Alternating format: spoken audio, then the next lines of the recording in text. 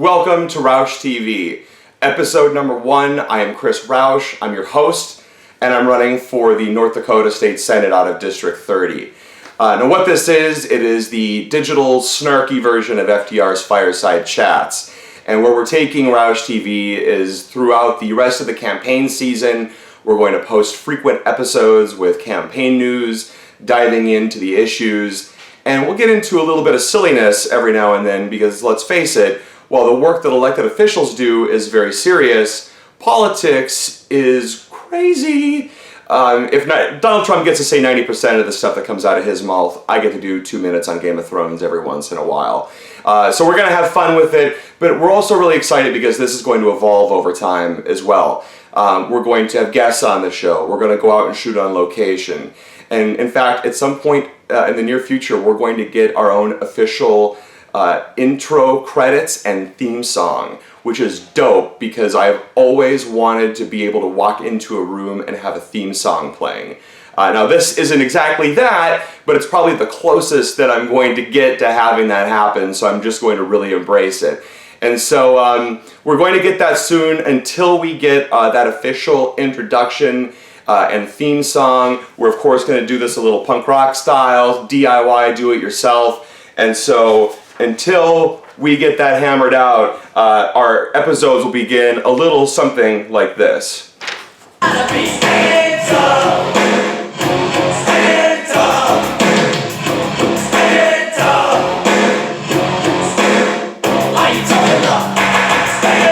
Maybe not New Kids on the Block every week, but you get the general gist of it. Where you can look for new episodes of Rausch TV, that's really easy, on our official campaign website at rauschforsenate.com. You can go to YouTube. We don't have a customized URL there yet. We have to go through some steps to get that, but right now you can search for Rausch TV on YouTube, look for this handsome mug, and you should be able to find it. Also go to our social media accounts, facebook.com/RauschForSenate, twitter.com/RauschForSenate. You can also go back to the homepage of the official website, rauschforsenate.com, sign up for our email list, and what that does is it adds you to a Google group where you'll get occasional emails. We're not going to blast you all the time, but you'll get occasional emails with campaign news, including every once in a while letting you know new episodes of Rausch TV are up. Now this is episode number 1. I don't want to delve in too heavy quite yet. I'm treating this a little bit like the first day of school where everybody really kind of wants to ease in, figure out where the clean bathrooms are, not study too hard. So instead of going deep into an issue today, I just want to emphasize what the golden rule of Rausch TV is going to be. And that is that this is going to be no bullshit on here. A good example of this, well, there's tons of examples in politics, right, where you're constantly being fed these lines. It's, the political spin. But a good current example of this is what's going on with the United States Supreme Court right now, where earlier this year, of course, Justice Scalia passed away, and President Obama named his successor, Judge Merrick Garland, a centrist, to that position. And this was about 10 months away from the November election. And the Senate, which of course has to advise and consent the president's nominations, said, well, we're not going to have a vote on Judge Garland. We're not going to have hearings. Most of them don't even want to be in the same room as him or talk to him. And their rationale for this is that they're saying that, well, the people should get to decide by voting this November on who they want as president to nominate justices to the Supreme Court. Now, this line of argument actually has a very specific and technical legal term to describe it, and I want to make sure I get this right. I believe it is kooky poppycock nonsense. You see, the people already decided in 2012 when they re-elected President Obama. At that time, they re-elected him for 4 years, and we are still in those 4 years. During his term, of course, he has all of the responsibilities and duties of his office, including nominating justices to the Supreme Court. And so he's clearly within his rights to nominate a justice, and the Senate should be going ahead and advising and consenting on that nominee. The same logic that they're using here could apply even more broadly to any elected official.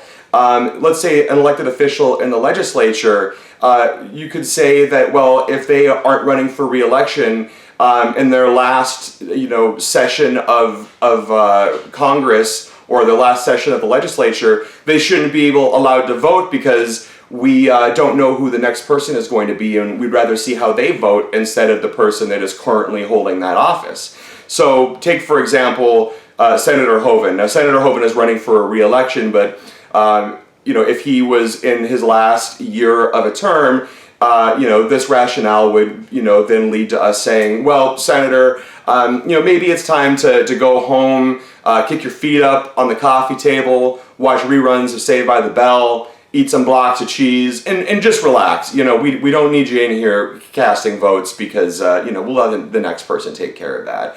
I mean, that seems ridiculous on its face, and so does the argument that President Obama shouldn't be nominating Supreme Court justices. But the real issue here isn't letting the people decide. What it really is that they're using politics to prevent Justice Scalia, who was the most conservative person ever on the Supreme Court, from being replaced by, well, anybody else. They want somebody that's equally as conservative as Justice Scalia, and if that person is not equally as conservative, they just don't want that person.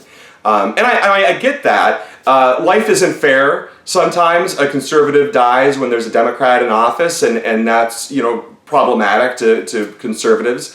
But, it's a little bit like Days of Our Lives, right? We can all agree that Daniel Day-Lewis is probably the best actor alive. But if one of the lead actors on Days of Our Lives suddenly passes away, fans of that show aren't going to want Daniel Day-Lewis coming in and taking over that role because he just doesn't fit what they want in an actor on that show. What they want is somebody who is going to overact a lot and who is going to absolutely nail dramatic pauses before commercial breaks. I think you know what I'm talking about. It's kind of like if I'm on the show and one of the characters comes up to me and says, "Rausch, I am pregnant with your child," and I would go, boom, and then you cut to the commercial break. That is powerful, powerful stuff. I nailed that, but you wouldn't want Daniel Day-Lewis coming in and actually playing that with some nuance and everything. So, the politicians, they have a little bit of the same here. And we know that this is true. We know that it is not about the people getting to decide this, because recently some of those same GOP senators have come out and said that, well, if a Democrat gets elected to president in November, these senators would be willing to run down to the Senate floor and quickly vote to approve Judge Garland, because they would rather do that than have the possibility that Judge Garland then gets pulled back and one of the Democrats that gets elected then nominates somebody that's more to the left of Judge Garland. So that is clearly the opposite of caring about what the people decide. And this, for these folks, is just a political opportunity and political gamesmanship. So politicians do sometimes make a bad name for themselves, and they feed you, crap cereal. They don't even bother pouring milk in the bowl, and they just give you one more reason to think that they all suck.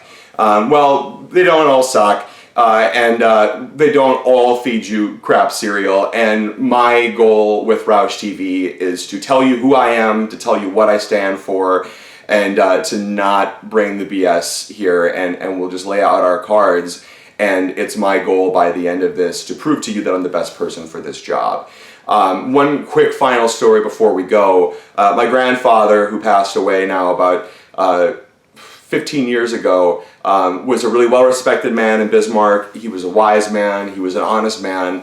He was also a devout Republican, but he also had a sense of humor about politics. And he used to say, that if you were on a hill and you put a Democrat and a Republican in a barrel and push the barrel down the hill, you know that either way it comes out, there's going to be an SOB on the top of the barrel.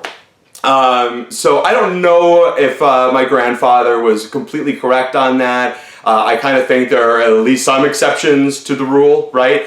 But assuming for a second that my grandfather was right, I'm pledging to you that I am going to be your SOB, and I will be the best SOB for the job. And so it's my duty now to prove that to you over the next several weeks, not only on the campaign trail, but here on Rausch TV. So thank you so much for watching episode number 1. Come back. Episode number 2 will be coming soon, and we're going to keep doing this throughout the campaign trail. We'll see you next time, and we'll let our friends and New Kids on the Block take us out.